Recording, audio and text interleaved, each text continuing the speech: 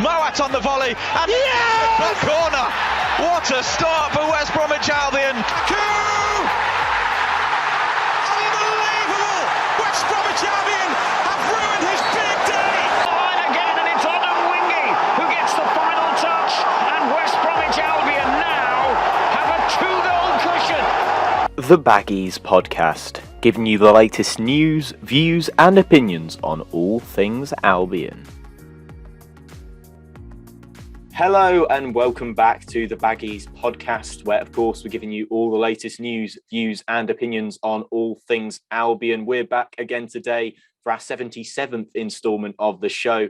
This week we'll be chatting, of course, about the past week of Albion action, including a 2-0 defeat away at Sheffield United and a 0-0 draw at the Hawthorns against Blackburn Rovers.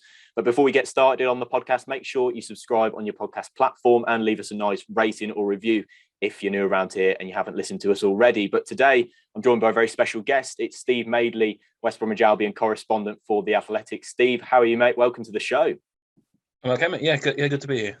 Yeah, absolute pleasure to have you on, mate. It's you've had a while covering Albion for several different outlets, but obviously you've covered for the Express and Star as well for Albion. How have you sort of found covering West Brom throughout your career, and how long have you been doing that for? It's been to use old cliches, but it's been a right proper roller coaster. I mean, I'd done a few West Brom games, kind of filling in for other people on the Express and Star, kind of around the Brian Robson era, and I actually attended the Great Escape game against Portsmouth as a kind of third reporter, if you like. But I started covering West Brom full time in around October, November 2007. So just in the kind of infancy of the Tony Mowbray title winning season, and within a few months they'd won the championship title, and we're in an FA Cup semi final. So it was like, wow, is it always like this? And in terms of success, it hasn't been, but in terms of incident, it generally has been. So did a few years with Express and Star. Left there in 2015. Went to Wardle's, which was an agency, so I was covering the whole Midlands. So still kind of in touch with Albion, but not to the same level. And then joined the Athletic in 2019, and I've been doing West Brom again full time since then. And it's been just, it's never dull, is it? I guess fans of every club will probably say the same, but it's certainly never dull at West Brom. No, there's certainly plenty to write about. But before we sort of chat about your sort of time covering Albion at the Athletic, I've got to ask you about that Great Escape, because you threw that one in there. That must have been an exciting game, as you said, to come into that game and report on that. What on earth was that like from the press box and covering that game? Because that must have been a real head spinner of a game to cover. It was great. I mean, I was given the task of trying to keep all of my colleagues updated with what was going on elsewhere. So I got my old kind of portable radio, like transistor radio with headphones, and I couldn't hear a thing. Like I was meant to have five live on, listening to all the updates coming in and passing around my colleagues, but that just didn't happen because I just couldn't hear anything over the crowd noise. Just kind of ended up filling in and doing a few quotes pieces afterwards. But it's a great memorable day to come into. Yeah, I mean, what a day to cover. I mean, we've had a couple of players on the show who were on the pitch that day, and their heads were spinning. Just thinking about the game that they were playing, but imagine trying to think about all those other games that were affecting Albion's scoreline at the same time. But Steve, if we move on a little bit to chat about your time at the Athletic, as you mentioned off air, you've been covering them sort of since the Bilic days at the beginning of the 1920 season, I suppose that was. How are you finding things there, and what sort of articles do you tend to put out? Because it tends to be sort of less frequent, but more in depth. If you get my gist. I mean, it's been great for us. I think everyone who works for Athletic will probably tell you the same, that if you're going to cover a club, then you want to do it for the Athletic, because you get time and the opportunity to, like you say, look into things in depth, and like you say, do fewer articles, but hopefully do them better. which is kind of our model really. So yeah, it's been great, and like you say, I came in at the start of Slaven Bilic's appointment. I think I actually attended his unveiling for my previous employers, but then within a couple of weeks I was at the Athletic, and yeah, even in that period, there's always been something happening, whether it was the great run under Bilic and then into lockdown and then into the post-lockdown where they just limped over the line, and then the Premier League season and Bilic's sacking, and then Big Sam, and then the relegation, and then the exit of Luke Dowling, and then everything that happened after that with Ishmael coming in and how that went, and kind of to where we are now. And then you've got all of the ownership issues as well, but bubbling away throughout all of that. So yeah, it's been pretty eventful. Yeah, to use the cliche, the roller coaster ride. Where as a reporter covering Albion, there's never really a dull week really covering them, and there's so much to write about. Always something new cropping up. But the season so far has been exactly that, a roller coaster ride. Ishmael obviously out the door a few weeks ago now, and a couple of weeks ago, and Steve Bruce in. How do you assess the season so far? Because it's been a really odd one for Albion fans in the Championship, currently 8th in the table. It's been strange, hasn't it, Steve? Yeah, I'm going to be honest.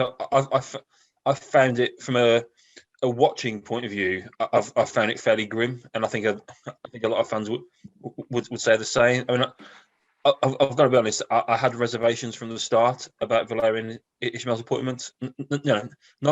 Not about his abilities, because if you look at his record at Lask and at Barnsley, he's obviously got something going for him. He's obviously a bright young coach in that respect. But I was never convinced that he was the right coach for Albion at that moment. When I think history tells you that when you get relegated from the Premier League with the parachute payments, and especially with the squad that Albion had, which is a flawed squad, which is a squad that's probably been together for too long, but it was a squad that they didn't really have the ability to completely change overnight. I just think your best chance of getting back up, and the golden chance of getting back up, is in that first year. And I don't think they needed really to go so left field and to try to reset things so dramatically straight away. And if anyone had watched the Barnsley team last season under Ishmael, they would have seen that it was a very extreme brand of football, and kind of not in a aesthetically pleasing kind of way. So yeah, I never really got the logic of that appointment. You give it a chance, and I think if you look at the stuff I wrote around the time of the appointment, there were some lines in there about how he needed to show that he could adapt his style of play to suit different circumstances, and I'm not sure he ever did that really. I mean, he talked about it a lot, and I'm sure he tried to do it, but it never quite worked. And yeah, I just think it was probably kind of doomed to failure from a fairly early stage. As soon as that Peterborough game happened, the Peterborough away game, and we could see what teams were going to do to negate Valbor, as we came to call it.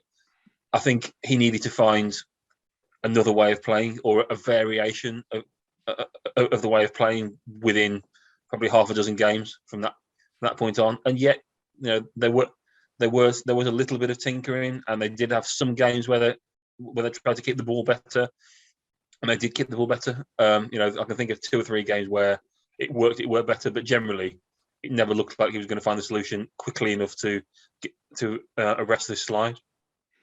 Yeah, absolutely. And it was a difficult time really for a lot of Albion fans. As you said there, grim is probably the word to describe it. From I think maybe from that Peterborough game onwards, you could kind of see, as you said, this sort of battle plan from other teams starting to evolve, and it kind of worked 9 times out of 10 against us really in several of those games. But see, Steve Bruce is in now. Steve, he's come in with obviously that reputation of already getting 4 Championship promotions to the Premier League, and it's obviously a very good record he's got in this division.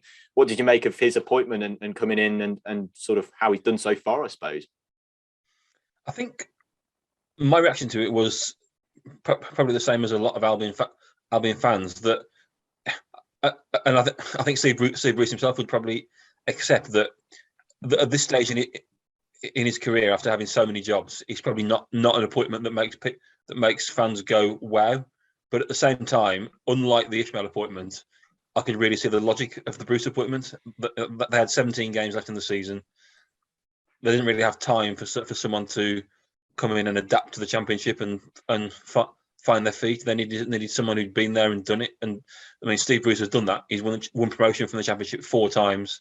He's vastly experienced. He's surrounded by experienced coaches, and his teams don't play tiki-taka football, obviously historically, but at the same time, Newcastle fans might disagree, but I think and Villa towards the end of his reign there, but I think generally his teams can be fairly good to watch. So yeah, I mean, I think that appointment, while it wasn't a kind of exciting appointment in some ways, it was certainly in my mind a good appointment, a sensible appointment in the circumstances.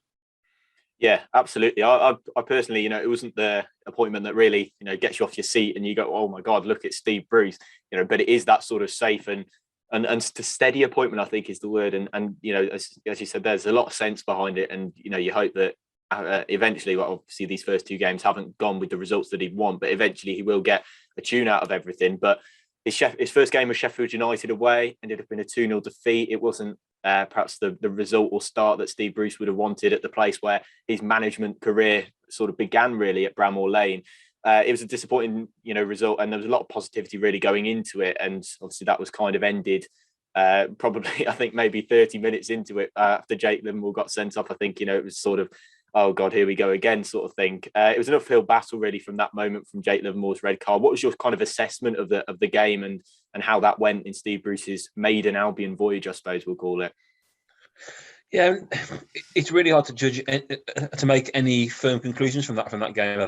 I think because, like you say, the Livermore red card changed things dramatically, didn't they? And it was always going to be a tough game. Sheffield United are a good squad, in good form, really finding their feet under Paul Heckingbottom. So it was always going to be a tough game, and then to go 1-0 down in slightly unlucky circumstances, yeah. although there was some poor defending in the build-up to that final deflection, made it even tougher. But then Livermore sending off. Personally, I never saw any way back from Livermore sending off. It was such a kind of ill-judged challenge. Whether you think it was a red card or not, I mean, personally I do, but I can kind of see the case to say that it might have been a yellow. But it was just a needless challenge to make in that area of the pitch, and it just left him with a real uphill battle. I never saw a way back. And yet, you have to say, I think, in Bruce's defence, he's taken on not only a difficult job, but also at a really difficult time. And I completely understand the dynamics around the 4-year contract that West Brom gave to Valérien Ismaël, and the fact that they'd waited so long to sign Daryl DK for him. He was his number 1 target. So I understand why they didn't make the change sooner. But there is a part of me that thinks if only they'd maybe done it 3 games sooner, ahead of that Peterborough home game, which, yes, they won, but it was a bit of a slog to get there. If only a new manager, beat Steve Bruce or someone else, had come in ahead of that game and had Peterborough, Preston, Millwall, kind of relatively easier games to get their teeth into, to try and build a bit of momentum. Suddenly, Bruce comes in and he's got Sheffield United, he's got Blackburn, who are going well. You've got Luton, who are going well away from home in the next game, and then you've got Middlesbrough, who are also going well away from home. You've got 4 really tough games to come into. No chance to build kind of any momentum going into those games, and the risk of sending like the prophet of doom. If all 4 of those games go badly, it's suddenly like a massive mountain to climb for Bruce before he's barely got going. Yeah, absolutely. And a couple of those games there, Luton and Middlesbrough. I think, away from home, our away form, hasn't been anything to really write home about, to be honest. I don't think we've won away from home since that game against Coventry back in December. Steve, what's been going on with this away form? Because it seems like obviously maybe Steve Bruce can't be accounted for any of that really, because he's only had one away game in charge. But it's been a difficult watch and a difficult sort of run of results away from home. Yeah, and I'm sure that a lot of it has become a mental thing. I mean, players are obviously be aware of the away form, and the longer it goes on, the harder it gets to turn it around. Excuse me. I can't really put my finger on anything tactically, because on the face of it, with Ishmael's high press, win the ball up high methods, that should be suited to playing away from home, where teams are generally attacking more and are generally try to play out from the back a bit more. But for whatever reason, it just hasn't happened. And you have to say they need to get something from at least one of these two away games. You would think, because God forbid they lose at Luton and lose at Middlesbrough, you could see a scenario where they're fairly detached from the rest of from the top six, and they'd only have a dozen games then to get back into it. It becomes a really tough ask. And I never thought, even as recently as kind of November, December time, I feared for the top two, because I think that was why we were all looking at the start of the season. But I never thought we'd be sitting here saying they're going to struggle to make the playoffs, and yet here we are, probably a couple of defeats away from that being a reality. Yeah, absolutely. I think, I remember, I think I went on a championship show at the start of the season, and it was, Louis, playoffs must be the minimum requirement for Albion. And, as you said, we're only a couple of bad results now away from potentially, seeing that become, seeing coming below the playoffs a real reality. But I do like to focus on some positives on the podcast. Obviously, it wasn't a great start for Steve Bruce in his Albion reign, but a positive from that game can be taken that Dara O'Shea came back into the side and well, late on, albeit with about 5 minutes to go, and came back on as a substitute following a lengthy outing with injury. It must have been a real pleasing sight, I suppose, to see Dara back in an Albion shirt and back on the senior pitch, really, Steve. Yeah, I think the positive to take from the two games really were, like you say, Dara being back on, which has been a long time coming, and obviously great to see. And then I thought Shemi Ajayi in the Blackburn game had a fairly shaky start, and there was that one moment where he was going to do the back pass to Sam Johnson, and the crowd. The crowd murmured, and he changed his mind, and almost got into trouble. And you thought, this could be a bad night for Shemi. But I thought, after a difficult night at Sheffield United, I thought he really grew into that Blackburn game as it went on, and was very good in the second half. If he can get back to some kind of form, that's a big boost for Albion. And I think generally it's a small improvement, but they have looked like a team capable of keeping the ball and working the ball into dangerous areas in the two games under Steve Bruce. Now, clearly, the final piece of that is turning those good areas into clear chances, which was a problem under Ishmael, and seems to be a problem under Bruce as well. They haven't got the real kind of creative player in the centre of midfield who's going to unlock defences from there. So it looks like the creativity is going to have to come from out wide. So I mean, to me, with Andy Carroll up front, it really is a case of trying to get the ball out wide and trying to get the quality of crosses into Carroll. I mean, statistics wise, there's been no shortage of crosses, but I think a lot of them under Ishmael came from wing backs who were crossing the ball probably 30 yards away from the byline, hopefully hanging the ball into the box. I just think with Andy Carroll, you need to work the ball into good areas and get quality crosses into him, maybe quality over quantity. Because if you look at his profile, logic says if you get good crosses into the box, he will get on the end of some of them, and hopefully that's where the goals are going to come from. Yeah, and I think under Ismail, it was kind of the I suppose the attacking sort of mentality was to get the ball out wide, and we'll see how many sort of crosses we can crank into the box really, and sort of keep getting the ball out wide. And then sort of the plan B was to get more balls out wide and keep putting more crosses into the box. When in reality, it was, as you said, especially with Andy Carroll now up front, it's all about that quality of a ball into the box. But Blackburn, of course, I suppose not a difficult result. I'm sure a lot would have taken maybe a 0-0 draw against Blackburn at home with I suppose maybe not the form they're in, but in the position they're in. Bruce opted for a couple of changes with Jake Livermore obviously suspended and Jason Mullen coming in for him, and then Grady Dean Garner dropped out for Callum Robinson.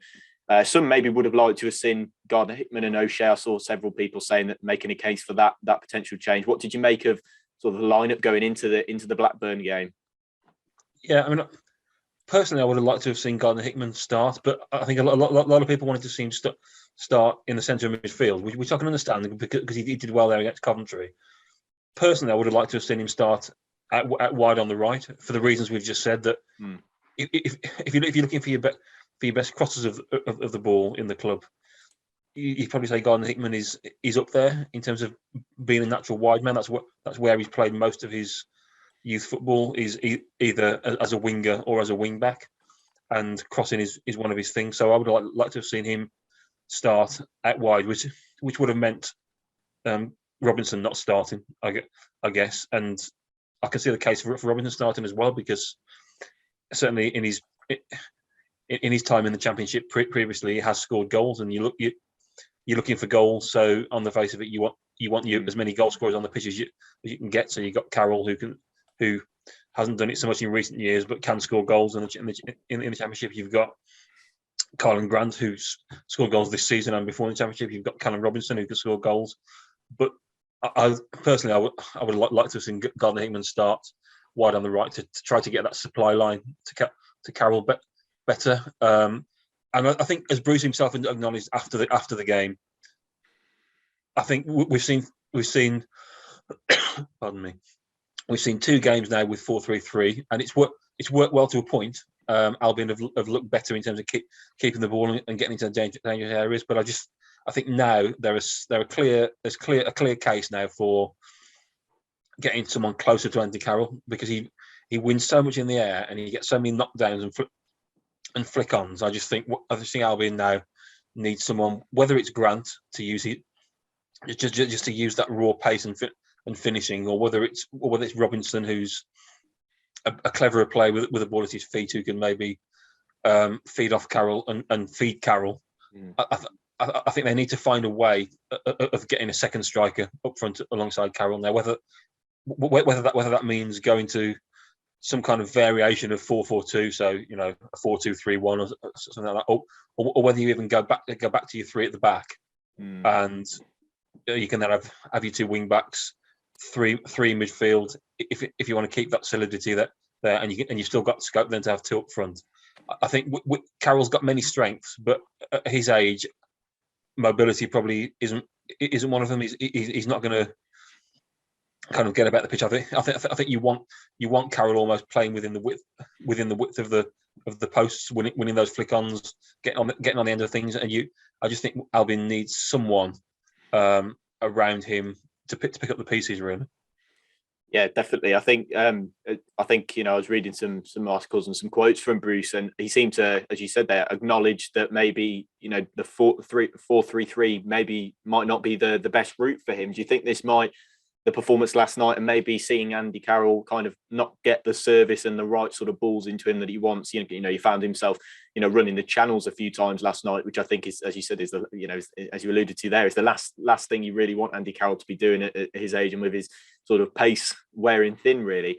Do you think this might lead to a potential formation change coming into the next few fixtures? I think so. I mean, I think, without saying it in as many words, Bruce got as close as you'll ever get to saying last night that we will see a change at Luton on Saturday. And I'm fascinated to see what that change is. Like we say, I think part of him will be reluctant to sacrifice a man from the central midfield, because we've seen all season how Livermore and Moat have often been overrun, and the teams have been able to play in midfield because Albion have only had 2 players in there. So maybe he'll want to keep those 3 in midfield.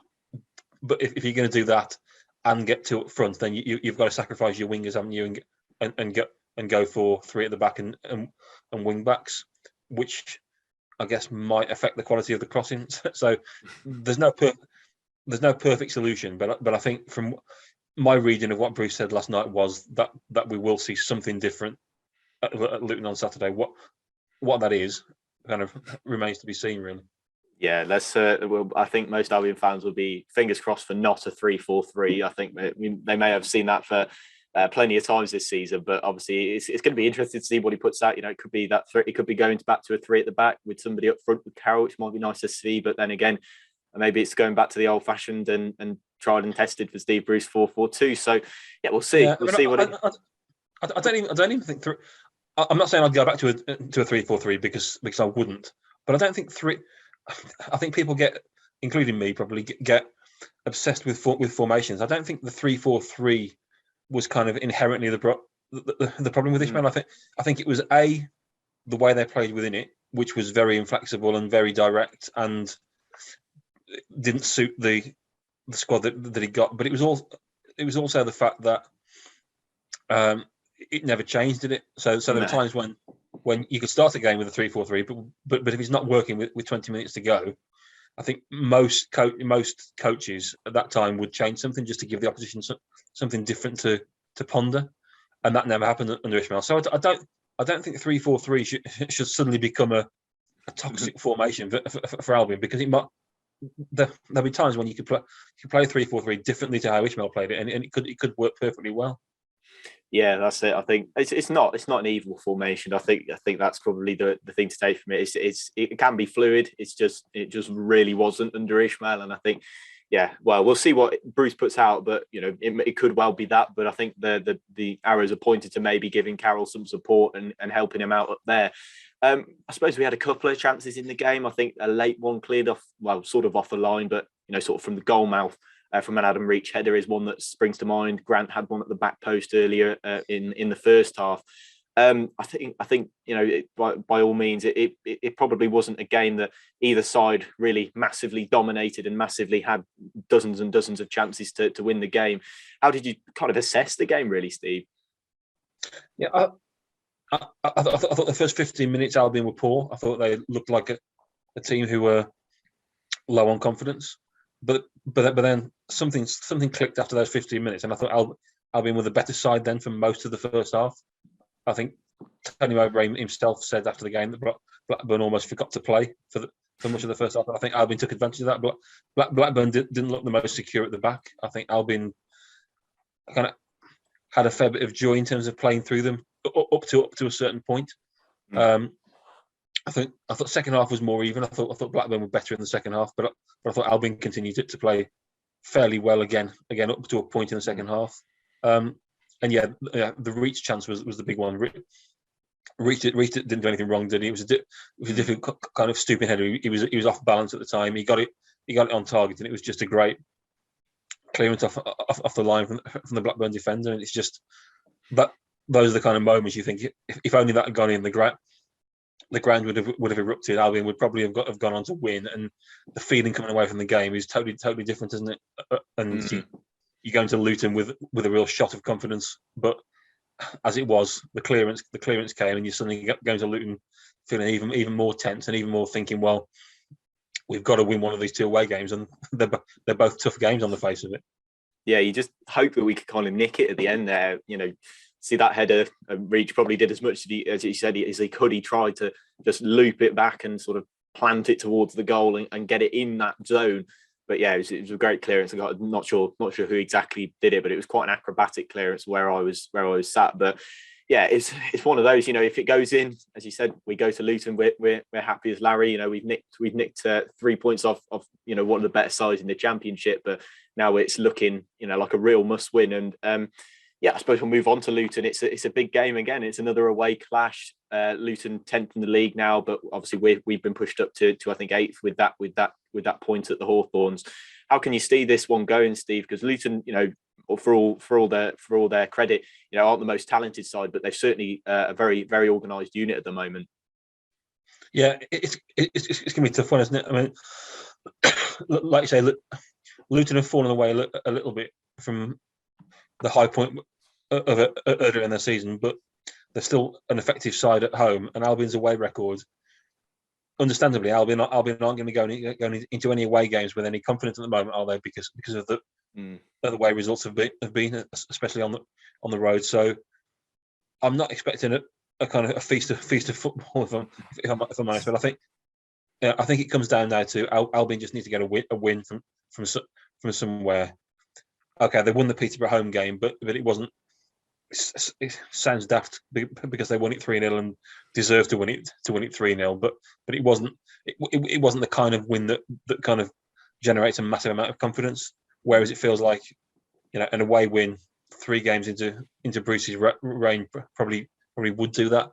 But yeah, I think it's going to be a tough game. It's one where they're going to have to defend well and hopefully just grind something out and find enough quality, as we said, probably from wide areas to feed Carroll, and hopefully somebody gets on the end of something. But it just feels like it's a bit soon. I think to say must win, because there's still enough games left that if they could get a run going, they could get back into the playoffs. But you don't want it. The 3 points outside it now. You don't want to suddenly be falling 2 or 3 needing 2 or 3 wins just to get back on par with the playoffs, because the teams above you will win games as well. So while this isn't a must win technically, it does feel like if Albion don't win one of these 2 games, they could be in a real tricky spot by the time these games are out of the way. Yeah, and it's obviously confidence is a massive thing at the moment, and away from home, Albion players may not have that confidence to go and get a result after what feels like an age since our last win away from home. Obviously, that game. How much confidence do you think that the Albion players can take from that? Because there were some good performances in there, weren't there? There were, but I think that they're probably at the point now where kind of a 0-0 draw at home, albeit against a good side in Blackburn. I don't think they're going to take a vast amount of confidence from that, because I think they're not stupid, are they? The players, they're going to know that what that game did was just underlying the problems that they can do a fair bit right in the build up in the defensive third and the midfield third, but they're not creating clear chances. That's the thing. It's not just that they're not scoring. They're not at the moment really looking like scoring. So yeah, I'm not sure that game will generate a vast amount of confidence. I just think they need to somehow win a game from somewhere. We've all seen in football that you kind of win a game from somewhere, whether it's a lucky deflection or a fortuitous penalty or something like that. It feels like they need one of those now to get them going, because I think Steve Bruce, being the kind of pragmatic manager that he is, the experienced manager that he is, probably I would back him eventually to find a way of getting the best out of this group, or whatever the best is from this group, which you could argue probably isn't really top drawer in the Championship, but he doesn't have time really to do that. He doesn't have 6, 7, 8 games.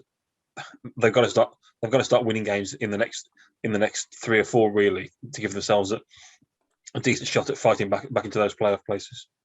Yeah, absolutely. And finally, Steve, Steve Bruce is definitely, I don't know if you saw he was on Football Focus, and there were several, clips of him sort of, giving a lot of players a cuddle, I suppose is the word for it. And he seems, like quite a personable character. I do think that if anybody can get the confidence out of some of these players, it could be him. There's nothing. I know that you put a piece out, about what it's like to play under Steve Bruce, and there tends to be not not many bad reviews really from players that have played under him, and he seems like the kind of guy who can really, if anything, maybe not 100% spot on tactically at times. Some fans may argue, but certainly getting the confidence out of players, it may be one of his strong points. Yeah, I think that is his big strong point. I mean, he doesn't do a lot of the coaching sessions himself. He surrounds himself with good coaches in Steve Agnew and Stephen Clements. His big thing is man management, and I think you'd always get players who are out of favour who won't be a fan of his. But I think generally players say that he's a man you want to play for. He's a man who gives you confidence. He's a man who makes you believe that you are as good as you are or better than you are. And I think in those clips we've seen from training, like you say, the little arm around the shoulder, the little kind of pat on the head, the little word in the ear. I think that is what Steve Bruce does. That's what he brings to the party. He will hope that he can extract a bit more from these players. But clearly, he can do all that work in the week. But if come game day it doesn't work out and things go against them again, and they play okay but don't create chances again, or they play okay and don't score goals again, that's going to undo all that work, because that game day is probably going to mean more in the heads of the players than any kind of words from the manager in a training session. So he's going to have to work really hard, just try desperately to keep those confidence levels up to a certain level, and then just hope somehow that one of the games goes for them, and then those two things can hopefully work in harmony in the end. Yeah, absolutely. Championship is all about sort of creating those runs and getting that confidence, and you get one win and it can sometimes just sort of snowball into a nice little run. But Steve, that's about all we've got time for here on today's episode. Thank you very much for joining me. Obviously you're doing a lot of great stuff with the Athletic at the moment. Is there anything out there at the moment? Obviously we'll leave some links in the description, but is there anything out there that you'd like to plug at the moment that I saw you put a piece out earlier? Is there anything you'd like to sort of plug and let the Albion fans know about something to read? Well, I think the thing you just mentioned, when Steve Bruce joined, we did a couple of big profile pieces on him. One about his career and kind of how it's led him to Albion, and then one about what it's like to play for Steve Bruce. So I think if fans want a real insight into what Steve Bruce is about, what he's going to bring to Albion, then yeah, I would say this, wouldn't I? But I would kind of recommend trying those pieces. And yeah, thanks to everyone who subscribes already. It's much appreciated, and yeah, hopefully we'll get a few more Albion fans signing up as well. Yeah, absolutely. Thank you very much, Steve, for coming on. Really do appreciate it. Obviously, there'll be some links in the description. But yeah, that does bring me to the end of the Baggies podcast this week. Thank you very much for listening. If you've enjoyed hearing from Steve, obviously you can go and check out his work from the Athletic. There'll be a link in the description for that. If you've enjoyed hearing from me, which I'm sure that won't be too many of you, but make sure you drop a nice little subscription or a little rating if you've enjoyed the show. But a massive thank you for listening, and we'll see you next time. Goodbye.